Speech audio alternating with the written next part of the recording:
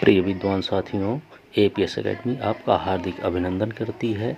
आज का मैटर कुरुक्षेत्र पत्रिका से लिया गया है, जो 85 की स्पीड से बोला जाएगा।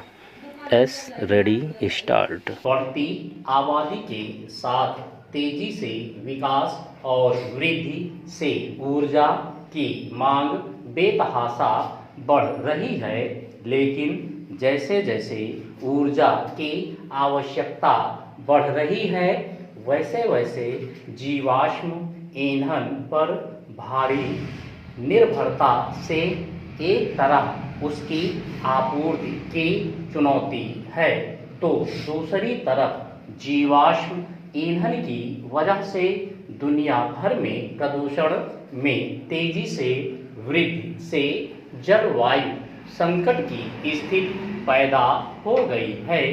ऐसे में दुनिया की लगातार बढ़ती ऊर्जा जरूरतों को पूरा करने के लिए हरित और स्वच्छ ऊर्जा संसाधनों का उपयोग समय की मांग है, और यह अनिवार्य हो गया है कि अधिकांश नई ऊर्जा मांग को नवीकरण स्रोतों से पूरा किया जाए।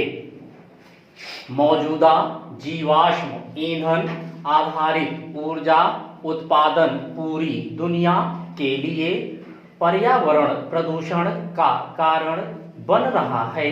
इन युद्धों से निपटने के लिए भारत ने 2022 तक 100 गीगावाट और 2030 तक 280 गीगावाट के सौर पीवी संयंत्र स्थापित करने का लक्ष्य निर्धारित किया है, ताकि 2070 तक शुद्ध शून्य कार्बन उत्सर्जन का लक्ष्य प्राप्त किया जा सके। भारत आज अपने पारंपरिक अनुभवों को आधुनिक विज्ञान से जोड़ रहा है, तभी आज हम सौर ऊर्जा से बिजली बनाने वाले सबसे बड़े राष्ट्रों में शामिल हो गए हैं, और ऊर्जा से हमारे देश के गरीब और मध्यम वर्ग के जीवन में बदलाव आ रहा है। भारत सरकार और ऊर्जा उद्योग को कई तरह से प्रोत्साहन दे रही है। देश भर में सब्सिडी वाले और सौर पंप स्थापित करने और सौर ऊर्जा संयंत्रों को वितरित करने के लिए पीएम कुसुम योजना शुरू की गई है। यह पूरे भारत में करोड़ों किसानों को स्वच्छ ऊर्जा प्रदान करने हेतु विश्व की सबसे बड़ी पहल में से एक है। सौर वाटर पंप चलाकर किसानों को अत्यधिक कुशल बिजली की आपूर्ति सुनिश्चित हो सकती है, जिसका उपयोग दिन भर पानी की निरंतर आपूर्ति के लिए किया जा सकता है। पीएम कुसुम योजना से किसानों को काफी फायदा पहुंच रहा है।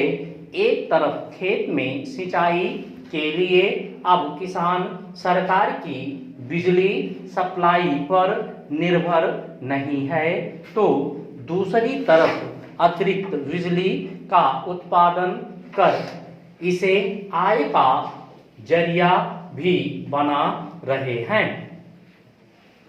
गुजरात का सूर्यग्राम मोढेरा देश का पहला सौर ऊर्जा संचालित गांव है, जहां ground mounted solar power plant और रूफटॉप सोलर सिस्टम आवासीय भवनों में लगाए गए हैं।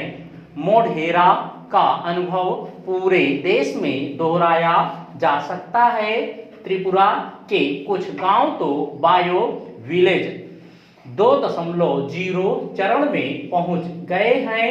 बायो विलेज 2.0 में इस बात पर जोर होता है कि प्राकृतिक आपदाओं से होने वाले नुकसान को कैसे कम से कम किया जाए। इसमें विभिन्न उपायों से लोगों के जीवन स्तर को बेहतर बनाने पर पूरा ध्यान दिया जाता है।